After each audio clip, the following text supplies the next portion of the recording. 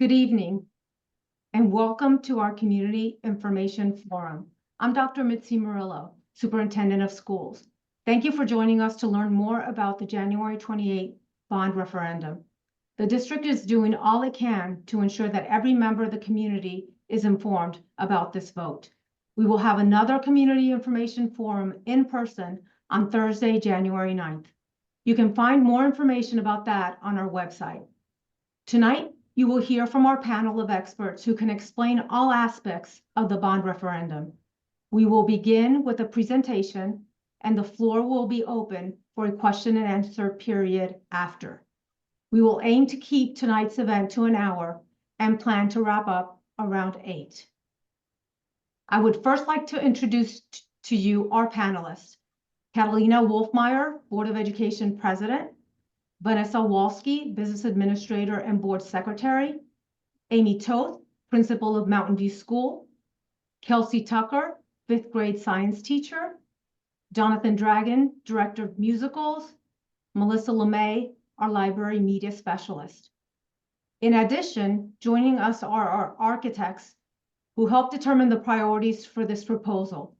Tonight, Anthony Gianfacaro will share that information. Our financial advisor, Daniel Marino, who helped determine the tax impact, and bond counsel, Andrea Khan, who oversees the legal part of the referendum. In the interest of time, we have a process for asking questions. There are a couple of ways to do so. You have the option to email us at mendhamboroughschools.org, and that option will be available anytime leading up to the vote on January 28th. Or you can ask a question by putting it into the Q&A feature in Zoom. We will do our best to get to everyone tonight while also being mindful of everyone's time. Okay, so let's get started. To kick off tonight's presentation, I would like to introduce our board president, Catalina Wolfmeyer. Thank you so much, Dr. Murillo. Hello, welcome. For those of you who don't know me, I moved into this community in 2016, and I'm in my 7th year on the Board of Education, my 3rd year as the president of the Board of Education. On behalf of the Board of Education, I'd like to express our excitement for you to hear all the details about our January 28th bond referendum. The Mendham Borough School District is an award-winning district and is recognized for setting and maintaining high educational standards. The Board of Education developed this plan through our most recent strategic planning process to ensure Mendham Borough continues to maintain the community's tradition of providing students with an exceptional education that prepares them for the future. The projects you'll hear about tonight are a direct reflection of the priorities identified by the teachers, administrators, board members, parents, and community members during that process. However, in order to achieve our goals, our buildings require attention and the facilities need to be upgraded. And that is what has led us here tonight. A bond referendum is just another word for a vote. We're putting this important decision in the hands of the community members. The board and district administration chose the funding strategy to access state aid. This referendum would give us the opportunity to improve our schools with the advantage of more than $3.3 million in state aid. This funding is only available to us through a voter approval.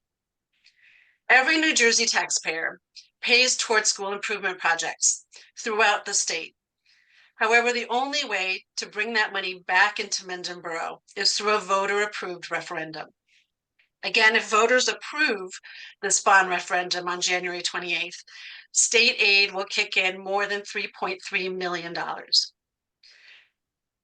We're timing the continued investment in our schools as a previous debt is falling off, and we are replacing it to maintain the district's tradition of fiscal responsibility. We want to see upgrades in just a few years while having the cost of the project spread out over time, kind of similar to a home equity loan. Other school districts, like West Morris Regional, Mendham Township, and Washington Township, have taken advantage of these tax dollars to make the improvements, and we want to ensure that Mendham Borough gets its fair share too. And now I'd like to ask our business administrator, Vanessa Wolski, to discuss more about why we are pursuing a bond referendum. Vanessa? Thank you. So why a bond referendum? After gathering feedback from the strategic planning process, the district worked with our professional advisors to strategically select projects that would best support our needs and qualify for state aid.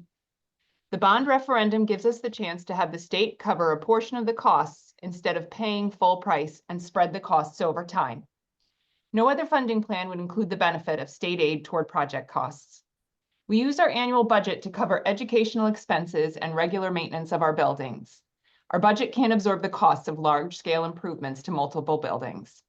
Back to you, Dr. Murillo. Thank you, Mrs. Wolski. Now I would like to introduce our financial advisor, Danielle Marino, and our bond counsel, Andrea Kahn.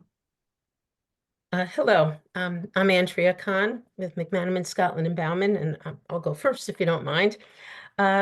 Basically, as has been said, generally school districts and other public bodies will issue bonds when they want to finance large capital projects.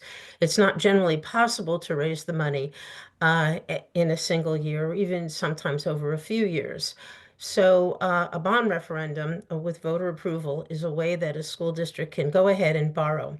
Now, one of the reasons for a bond referendum is also to spread the cost over the life of the issue so that the users who are in the district at the time are the ones who are paying for it, rather than people who are not going to be here for that period of time. So it makes sense to borrow money. Another good reason for borrowing in advantage is that bonds of public bodies, such as the school district, will be exempt from federal and state income tax, and therefore it's a very cost-effective way of borrowing.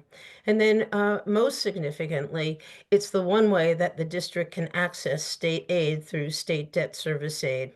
And what that means is that the school district, once it's authorized, will be able to issue the bonds. And over the life of the issue, the state will pay its portion of the bond issue. Now, the portion that the state has been provided is determined in an approval letter that the district has received. That was one reason that we needed to get that PEC letter. That's what it's called, a preliminary eligible cost letter, which determines the costs that are eligible for funding. And then we can put the bond question together. The bond question is a little bit confusing because state law requires that we include certain information.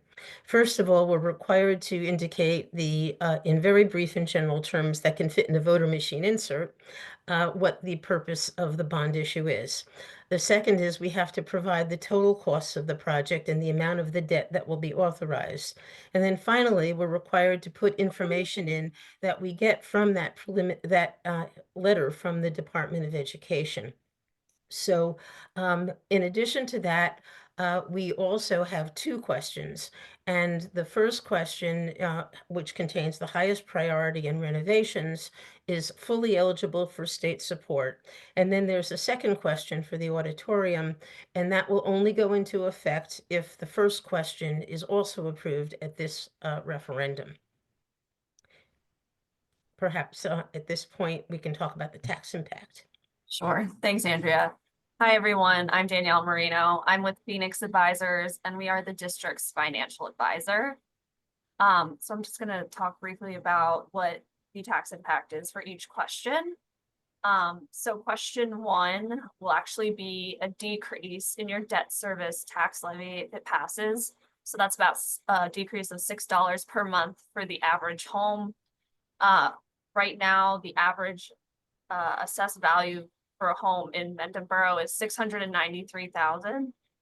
And question two, if it passes, would be about $22 a month for the average home.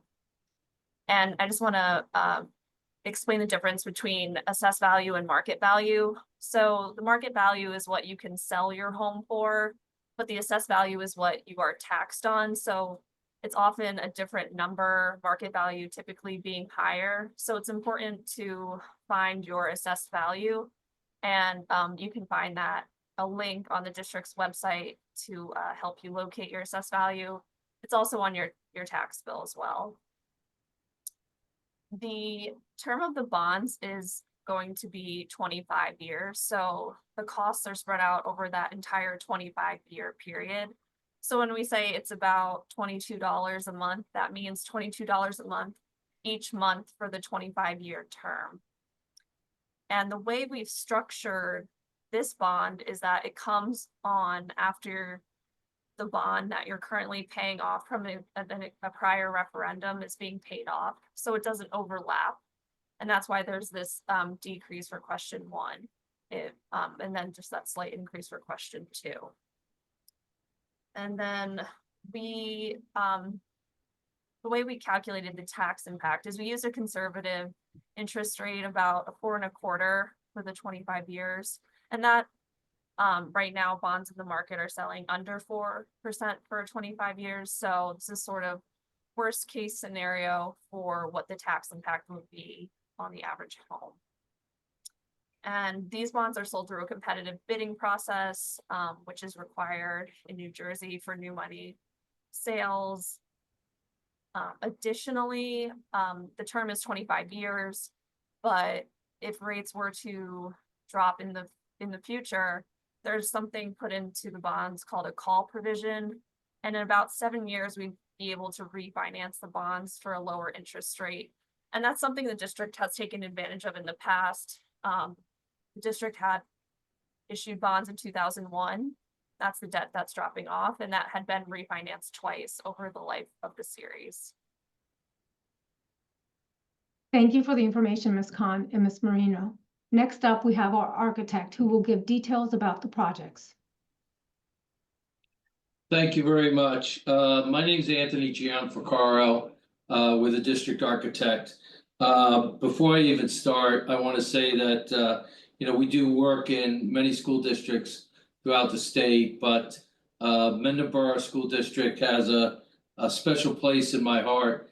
My family moved to Mendham in 1972, and I actually went through the Mendham Borough school system from 4th grade through 8th grade and continued on through the Mendham High School. My father started this business back in 1977, and he was actually a board member for 7 years. And my parents still live in Mendham. So there's a special place for this district with me and my family. So I'm going to take it one question at a time and per school. The first project will start at Mountain View School, and we're going to upgrade the science labs. Right now, 5th grade has actually a sink on a cart in order to provide science for the 5th graders. They really don't have a lab at this point. There's also limited storage space. So the intention is to give them some storage, a sink or two in there permanent that, actually drains properly, and, bring the 5th grade science curriculum into today's standard. The 6th, 7th, and 8th grade science labs, we're also going to upgrade. Some of the furniture is a little outdated, and we want to give them a little bit more space for storage. The 8th grade science was designed at a point when chemistry was the only type of science taught. At this point, the 8th graders are learning all different types of science curriculum. So we want to bring the classroom into today's standard. Another thing we're doing at Mountain View is we're going to create a security vestibule, similar to what's in Hilltop. And what this entails is building another set of doors inside the building so that if a visitor were to come into the building, they would go through, first they would be vetted outside the main doors, which you see in front of you on this slide. And then there'd be a second set of doors, and it gives the ability to vet someone a second time. And if they're there to drop something off for, say, a student may have left something at home, or they don't have to go into the actual building where they could roam through the building. Obviously, security is a top priority. We just saw, unfortunately, another tragic event in the last few days And all schools today, we strongly recommend secure vestibules to try to keep visitors confined to a certain space while we vet them before we let them actually get into the building. The other thing is we're gonna replace some windows in Mendham, and we're also going to replace the roof. Again, it's as Ms. Walski had mentioned, a capital improvement of this size is extremely hard to fit into your budget. And that's one of the reasons that we go to a referendum or a vote to raise the funds for a large capital project like that. At this point, I'll turn it back to Dr. Murillo. Thank you, Anthony. And you mentioned the fifth grade science labs. If I can have Ms. Tucker explain to us the limitations of our current classroom and how the proposed updates would enhance the experience for our students. Absolutely. So as you guys saw, there's organizational issues for both myself and the students. With a lack of space for my materials, both perishable and not, it's difficult to find things for individual labs and keep them organized throughout the year. With the kids, they have a lack of space. And I try to make fifth grade at science as hands-on and minds-on as I can, since it's a foundation to all other grade levels. We don't have a separate location for their notes and binders versus where their labs are taking place. Because of that, either materials are crowded on the table with lab items and things get knocked over, spilled, and broken, or they're put under or on the sides of the tables, leading to fire and tripping hazards. Right now, we don't have any plumbing in the fifth grade science lab, so there aren't sinks per station, an eye wash station, or emergency shower that they learn about for safety equipment. Labs require a lot of cleanup and setup. They take time. So right now, I'm sending kids out of the classroom and it eats up approximately 10 minutes out of a 50-minute class. That's a lot of time. So that's time that we could be using for discussions, fostering deeper understanding, getting to more content, and helping them learn to work independently too. So for the fifth graders, this is their first year experiencing actual labs. They're just learning how to work together, following procedures, writing lab results, gathering evidence, and really gaining enough confidence to problem solve collaboratively and also independently. And as I mentioned before, it's a foundation and building block for not only other middle school classes, but all labs that they're going to experience in the future, both in high school and onward as well. So I'm trying to get them used to the technology, the equipment, building their interpersonal and working relationship skills in this setting, as well as the foundational content. So if we had an updated space, it would really help the kids see how and actively use all the equipment they're learning about. They'll have more time to better understand the curriculum because we aren't going to be losing students to being outside the classroom for lengthy periods of time. So we can have more types of labs with the stations, escape rooms, getting them to move around, have minds on and deeper discussion. So an updated lab space would help create a better foundation for them as they progress through the science curriculum. Thank you for sharing your firsthand experiences, Mrs. Tucker. Mr. Gianfrancaro, can you please continue? Sure. Question number one will also include improvements at the Hilltop School. And one of the first ones is to upgrade the existing library media center. And what you see on the slide is a rendering that we put together where we're going to remove some of the walls to create better sight lines. It'll help a little bit more with instruction. And we want to make it a space where the children want to come to each day. We did a similar project in another school, and during the ribbon cutting, a woman came up to me and said, were you the architects? And I said, yes. And she said, my second grader came home and said, Mom, I can't wait to go to the library tomorrow. And that's really what it's all about. Trying to create a space where the children look forward to going to, you know, and want to spend time there learning. So the photo that you see in front of you is the existing library. You can see it's a little outdated, not really focused on the younger children. Again, we want to brighten it up, take down the walls that you see there. That's creating kind of a blocked sight line for those instructors in the room. And then also at the Hilltop School, we are going to do some lighting replacement, boiler replacement. Oh, and that slide there you see is on the left is a rendering on one of the spaces where we would have computer and a learning center, and the one on the right is the existing condition. But again, getting back, we're gonna replace boilers in Hilltop, lighting, and also roofing at the Hilltop School.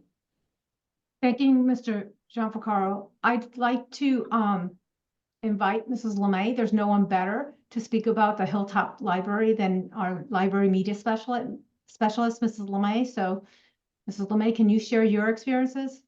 Absolutely. Good evening. I'm very happy to be here.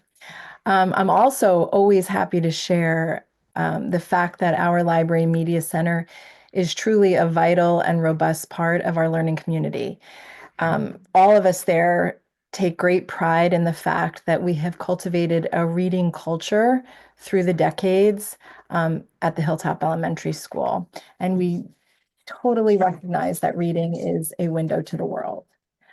In this space, currently, students come to the library to explore the collection and borrow books 1 to 2 times per week. They strengthen their understanding of not only using a library, but sharing space with others. They have the freedom to search for literature and information that not only meets their needs and interests, but supports the learning they're doing in their classrooms.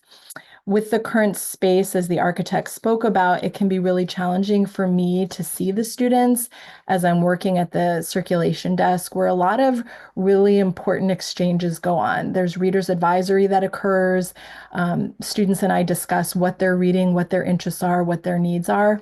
And while I'm doing that, I can't always see the kids and students that are in the stacks. So shorter shelves, especially shelves on casters, would really help with that issue.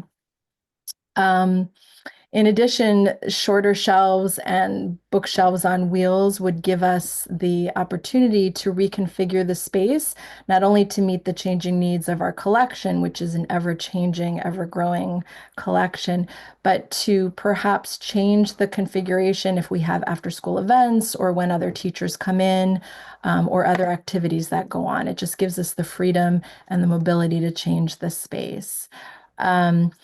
So additionally, you know, as a librarian and an educator, and actually before I speak to that, I just saw the slide come up. We do have roofing leaks, and as the architect mentioned, that will be addressed as well.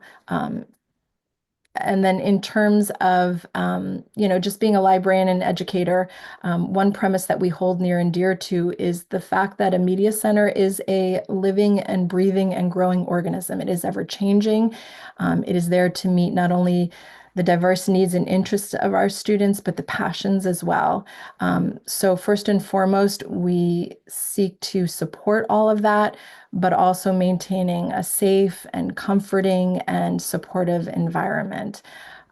With that said, I'm going to pass it back to our architect. Thank you so much. Okay, and the next part of the referendum would be in question 2. Question 2 is to construct an auditorium at Mountain View School. The auditorium would contain, and also it would be to put an addition on Mountain View School, which would have an auditorium and also a music classroom adjacent to it. Inside, when you enter into the new addition, you would have the doors going into the auditorium. There'd be toilet rooms there. And like I said, also an additional classroom. If you're standing out in front of Mountain View School and you're looking at it from Dean Road, it would be off to the left-hand side. We would lose some of the parking there, but that would be replaced by putting some parking also in front of the new addition. Inside the auditorium would be a 380, I think it's 384 seat auditorium with, seats.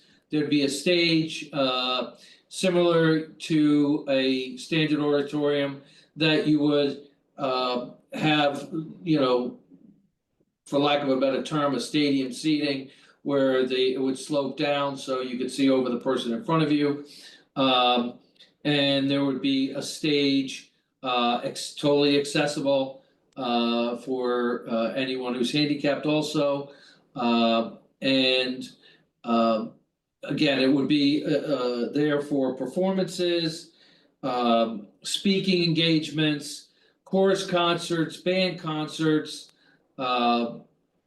productions, plays, musicals, and so on. There'd be enough room from the first row to the front of the stage that you could also have a small orchestra to, as the play's going on.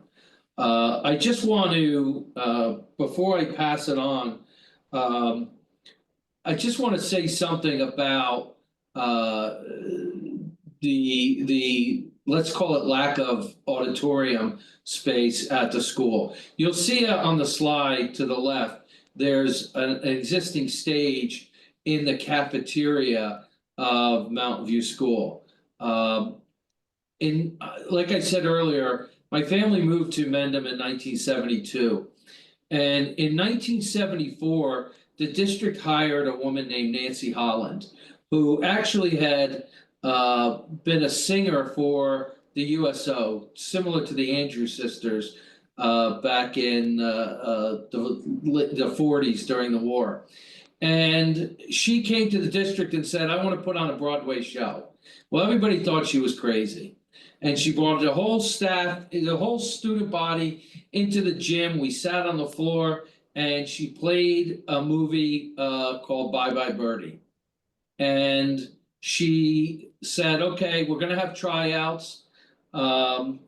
After you made the show, if you were fortunate to be in the show, you had to sign a contract. If you missed 2 or 3 practices, you got kicked out of the show. And I can remember from 6th, 7th, and 8th grade, I was fortunate enough to be a member of the shows that she directed and put on. And what we used to do at that time was after school, we would walk to Hilltop School because that's where the stage was. That's where the auditorium was. There was an auditorium in Hilltop School that in 2001, I guess it was, when the addition was put on Hilltop, it was demolished and it was removed. And there hasn't been an auditorium in the district since that day. And I was reminiscing with a friend of mine who we were in a show together in 8th grade just recently. And here I am, a lot older than I like to admit. And after all these years, we still talk about the enjoyment that we had being able to perform on stage. And, a lot of people went on from there. Mark Marlaterno had the lead role in Bye Bye Birdie. He went on, continued his performance at the high school, and became an opera singer. He made a career out of being a performer. And I'm sure there's plenty of other people, but it's something close to my heart. It's a modest auditorium. I think it would serve the student body for, again, not only musicals and plays, but also a number of other ways that the children can perform. And, it's my understanding that 70% of the students in the school actually participate in the performing arts. So again, we're proud, and that's really just about it, and I will pass it back to Dr. Morello. Thank you, Anthony, for sharing your personal experience. And now I'd like to explain the current use of our cafetorium. And our musical director, Jonathan Dragon, will share his experiences using it. Thank you so much, Dr. Murillo. So that story was awesome. Thank you so much for sharing. And it so, represents what our students love. And as Dr. Murillo said, about 70% of Mountain View students participate in the performing arts. And that's not just theater, that's not just our musicals, but that's our chorus program, which Mr. McMurray runs so well, our wonderful band program run by Miss Carpenter, which is amazing. And then our orchestra also run by Miss Carpenter. And these students love the performing arts. It brings out a whole different side of them. You can see a whole different student when they get up on stage. As one of our students put it at the end of our last show for Frozen on Friday, she said that, she started in stage crew and she was so quiet and she had so much, stage fright and anxiety. And then she feels like over the past 2 years being on the stage has really like brought her out of her shell in a whole different way. And that's why this is so important, and why we want to continue to grow this program and allow even more students to feel that, because unfortunately with our current space, we do have to cut students every year. We have so many students who come out and want to be part of the musical, but unfortunately we have such limited wing space, such a small stage, that we can't keep everyone. We have to cut it down to only about 20 to 25 students is the max we can have, because we just can't fit anymore on our stage or in our wing space. And as you could see in the pictures that Dr. Murillo showed earlier, our storage space is also a huge issue. We always do our best and clean it up, and it looked great for Frozen, but that's also because, probably 30% of what we normally store in the theater is in my classroom right now, because there's nowhere else to put it. We have to clean it up and make it look great, and we do our best to do that. But the solution is, Mr. Dragon hides things in his classroom, and that's our current way that we're dealing with it. And I loved what Mr. Gianfacaro mentioned about how this seats would be sloped so that you could get a good view from every seat of the stage, because that is one of the things that hurts me every time. I always stand in the back because as the director, I need to be able to help the kids who are in the back doing the lighting or run around to backstage wherever I'm needed. And I was standing in the back just last week watching our Frozen production. And in the last row, there was a little girl who must have been 5 or 6 years old, trying to watch Elsa and Anna on stage. And she was sitting on her knees, and then she was leaning into the aisle, and then she was standing on her chair. I'm like, there's no one behind her, let her stand on her chair. But that shows you that it's very hard to see, from the back, because it's just folding chairs. When we put those tables up and we bring in the folding chairs, there's no slant to it. So anyone who's in the back, it is a challenge. It's very hard for them to see what's going on our stage. And, it would be so wonderful to invite the community into a more welcoming space with seating design so that everybody can see the show and everyone can enjoy.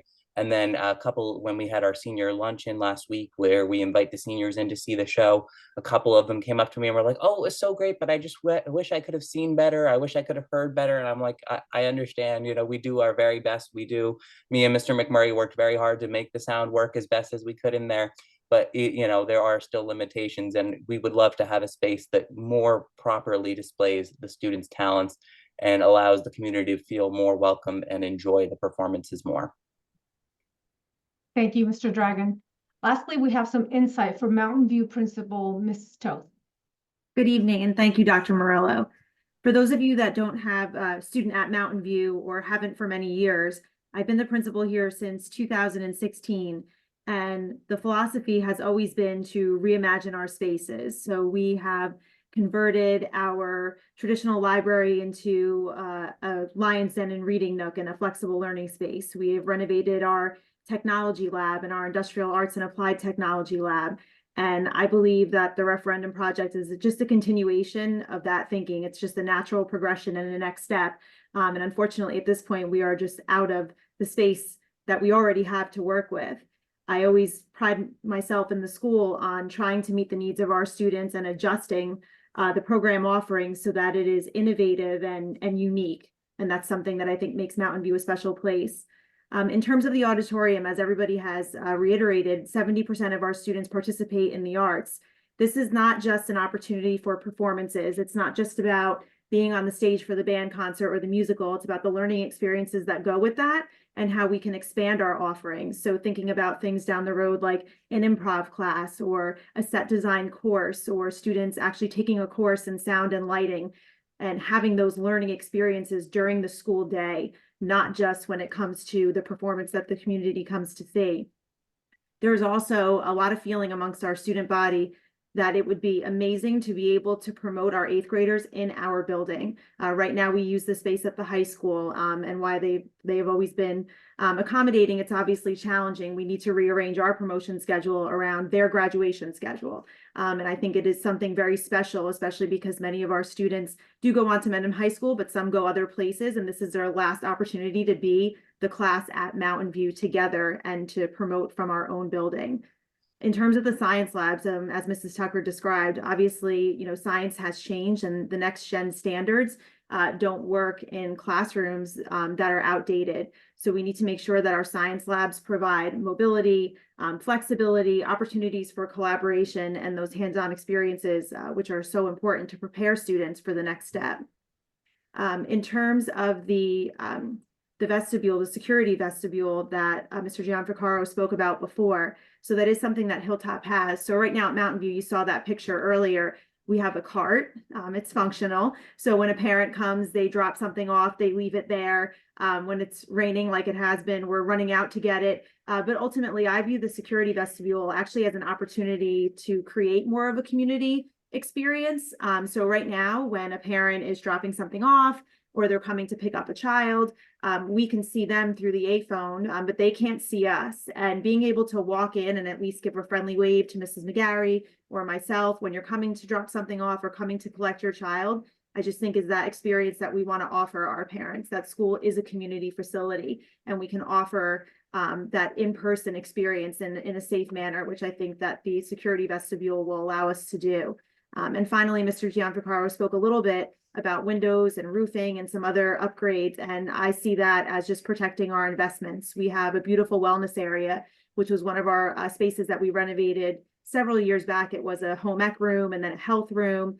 And that's one of the areas where we have had issues with leaking. So it really makes sense to make sure that all of the different things that we've brought to the school, the new furniture, and all of our core classrooms, for example, that those investments are protected. Thank you, Mrs. Toth. We will now open the floor to questions. Please feel free to enter all questions into the Q&A function on Zoom, and we will do our best to get to as many as we can. Anthony, can you please explain the timeline for construction? When would these projects be completed? Okay, sure. If the referendum is successful in January, some of the projects we would actually start this first summer, which would be the summer of 25. For example, there's not long lead time for roofing. So there's a good possibility we could get the roofs done the first summer. Boilers, we would have to have done by October before heating season started. There's a possibility we could even get that done. The rest of the projects would probably be done the following summer. If the auditorium were to pass, we would start design immediately. It would probably take 8 to 9 months to go through the design and approval process.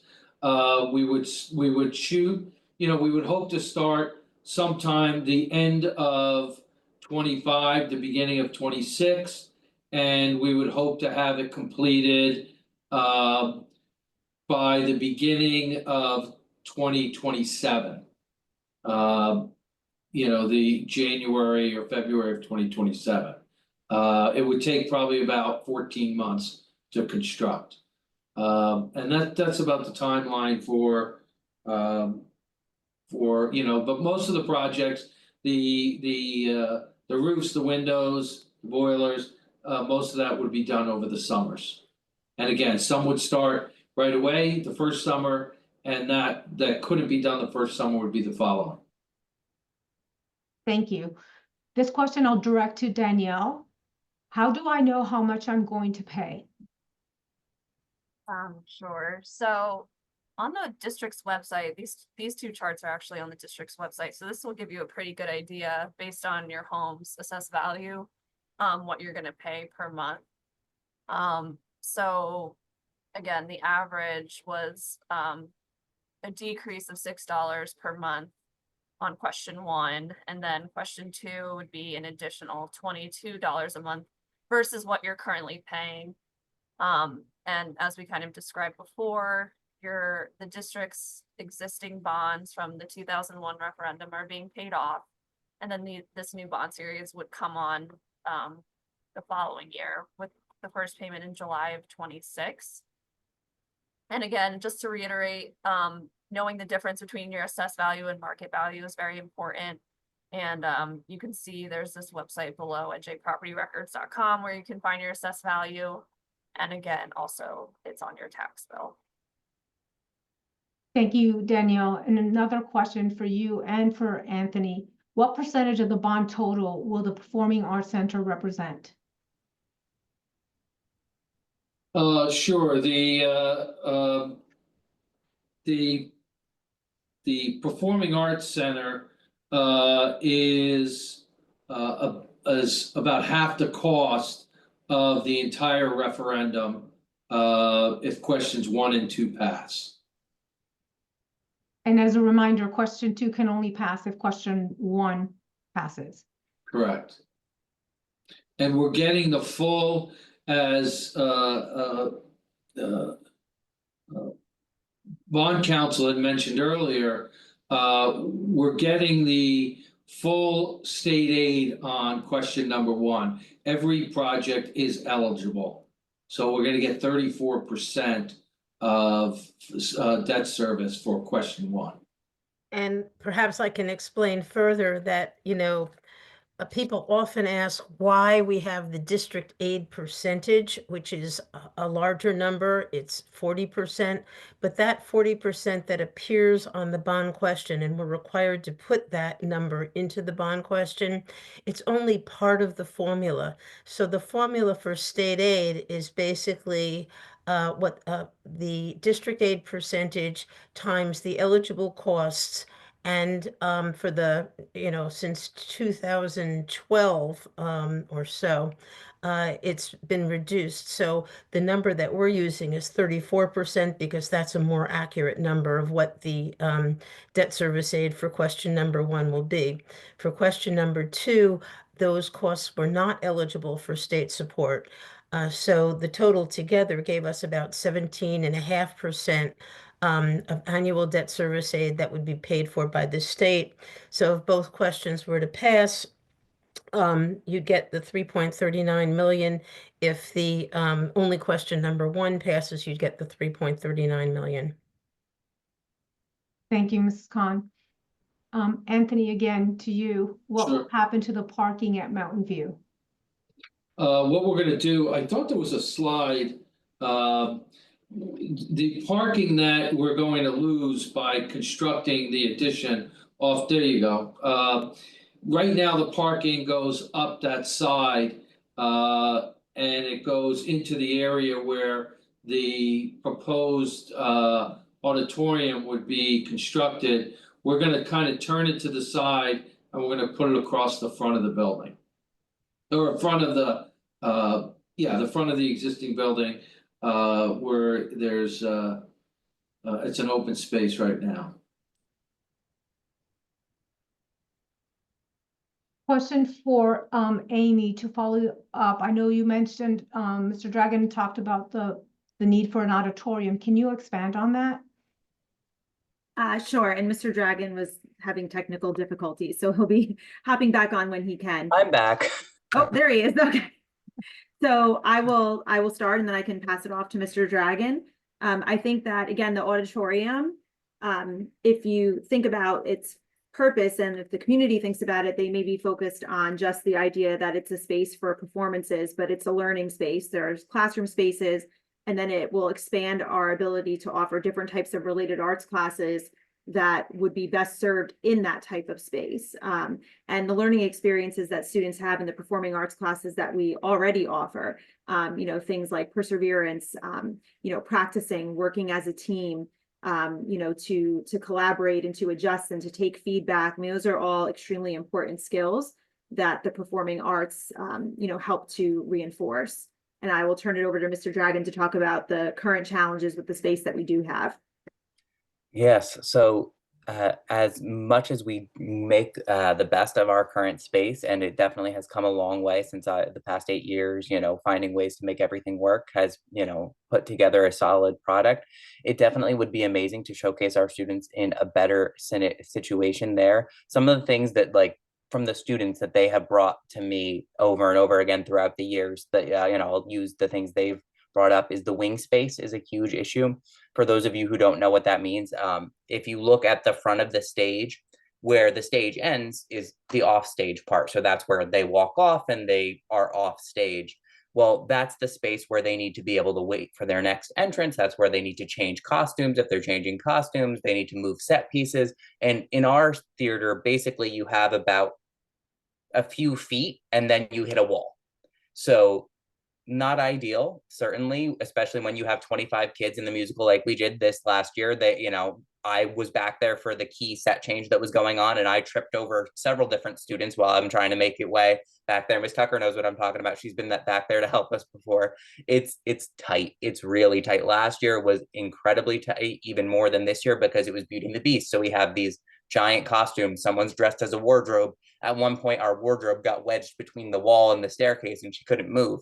So she was a little late for her entrance because she was wedged there. So that's one of the major issues we would love to address, is just to have some more space off stage, to make set changes, to make space for the students more useful and more workable. In addition to storage for our tech, we would love to have a place to safely store the microphones and the lighting equipment and stuff like that. Currently, the lights that we use for the stage are on a truss, which basically means they're on a big moving metal piece that I move back and forth, and then I have to line them up every time. Our lights are just in a wheelie cart at the front of the stage. So all of our storage space is kind of just piecemealed together at this point, and it makes it, challenging to kind of keep everything nice and keep everything in good shape, in addition to, the actual space limitations of having such a small stage. It's even hard to have, even for bows, have all of our students on stage at the same time. The stage becomes very crowded very quickly. So we have to kind of stagger them in rows and things like that just to get them even all on stage at the same time. To add on to that for a moment. So as Mr. Dragon just mentioned, I helped out previously, and just thinking about last year, there was an instance where there was so much in the back in that closed area that I was physically helping kids climb over the equipment that they then had to move, and some things ended up in the wrong spot. So it's definitely an issue that absolutely would be beneficial to address for sure. Thank you, Mrs. Tucker and Mr. Dragon. And I also wanted to share on our website, we do have some videos that have our students explaining or describing their experiences. So if you have an opportunity, please go to our website and look at those videos so that you can see them describing their experiences with this current space. I'll direct this question to Vanessa and Danielle.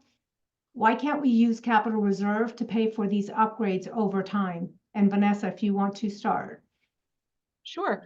Over the last 5 years, either through reserves or the budget, the district has completed over $2 million worth of projects, which included various HVAC upgrades, fire alarm upgrades, lighting projects, flooring replacements, and renovations to the classrooms like our industrial arts room. And this coming summer, we'll actually be utilizing about $540,000 of our capital reserve to fund the local share of an HVAC renovation project at Hilltop that we are receiving some grant funding for through the state. So it's important to have these funds available so we can take opportunities to take advantage of these other funding opportunities to have our local fair share from the state. If I could interject on that as well, we do have, in order for us to be able to utilize the grant money, we have to put the money out first, and then we get reimbursed at 40%. So it's important for us to maintain that capital reserve so that we can pay for the enhancements that we need and the maintenance of our buildings up front, and then are able to receive the 40% money back from the state through our ROD grant, through the ROD grant program. We've been very fortunate in this district that we've been very fiscally responsible. We have a well-developed long-range facilities plan that we develop with the architect, and we utilize that to maintain the buildings on a regular basis. Danielle, can you discuss the benefits of state aid and how a bond referendum is fiscally responsible? Sure. So the district wouldn't be able to get this type of state aid without going through the referendum process and issuing bonds. And the district typically doesn't receive a lot of state aid. So this is really your opportunity to take advantage of the fund that we all pay into that was sort of referenced earlier. So as we discussed, question 1 is fully eligible for debt service aid. And again, the term is 25 years. So everyone who currently lives in the district doesn't have to pay for the projects all at once. It'll be paid out over that 25 years. So everyone that lives within the town during those years gets to take advantage of the useful life of those projects. Additionally, it's fiscally responsible because when you bid all these projects together, it's economies of scale. You're going to get a better bid, you're going to get a better rate. And the longer you wait to do projects, the more costly they will become. So it's really a good time to take advantage of doing the bond referendum, also because your current debt is falling off. So there won't be a spike in debt service. It all just will flow right behind the debt that falls off. So it's the timing was really well thought out by the district. Thank you, Danielle, and thank you, Catalina, for your comments as well. I could direct this to Vanessa, the next question, but I think I can answer it. Are there any other critical projects at Mountain View or at Hilltop that are not being considered within the bond referendum? And the answer is no. All critical projects are included in this bond referendum. So a question for Anthony or Danielle. Sounds as if approved, the auditorium is almost 2 years out. How were the construction costs calculated to account for increases in labor and material once the project goes out to bid? And how would a shortfall be addressed? Well, first of all, we put the estimate together based on what we see on projects that we go out to bid for, currently. We added something in there for escalation, and we also carried a contingency in our estimate. So, we feel confident that we would, be able to bring this in within budget. Your second question about what happens if it's not enough. First of all, we cannot spend $1 more than what the voters approve.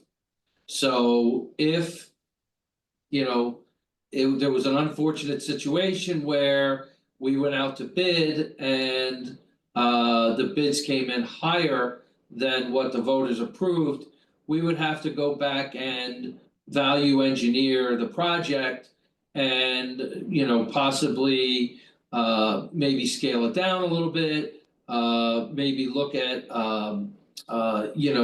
using other ways to other materials and so on. But we feel confident based on, we've been very fortunate. I've been doing this for 37 years. We've always brought our projects within budget. We know how important it is when you go to the voters and ask them to fund a project like this. So we estimate, knowing that, it is going to be 2 years. And we plan for that. And I can just add to that, just to reiterate, we can't spend more than the authorized amount. So certainly the contingencies and the escalation factors help cushion that.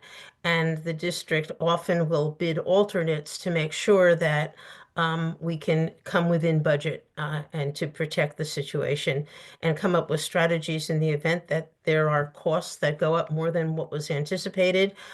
We just have to put our heads together and reconsider how we can come within the budget.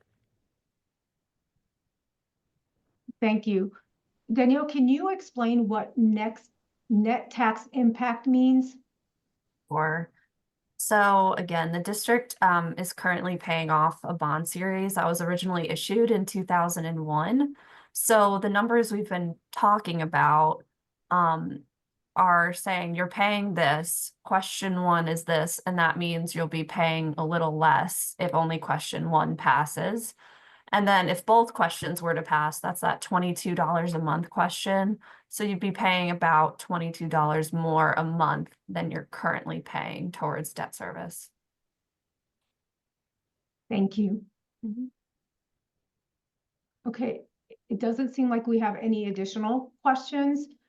So we can wrap up for tonight. We hope that you found this forum to be helpful in learning more about the referendum. We hope that this presentation has given you an understanding of the bond referendum and the benefits that it would provide to our district and our community as a whole. Please be sure to vote on Thursday, January 28th. Polls are open from 8 to 8 p.m.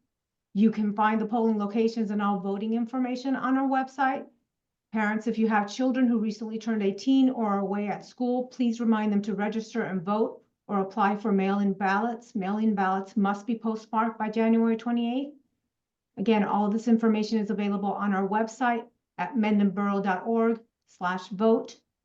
Also, the presentation tonight has been recorded and will be shared on our website and social media if you would like to go back and listen or invite others to watch it. Catalina, do you have some final words? Yes, please. Once again, on behalf of the Board of Education, I want to thank all the professional consultants, the district staff members, and our online audience for attending tonight's forum. Every single vote counts in this referendum, so please be sure to vote by mail or at the polls on January 28th. Thank you and have a good night. And just final thought, the district is making an effort to reach every member of the community. I want to remind everyone, like I said at the beginning of this, that there will be an in-person forum on January 9th at Mountain View School. Thank you for taking the time to listen to our presentation. Have a good night, and please remember to vote on January 28th. Good night.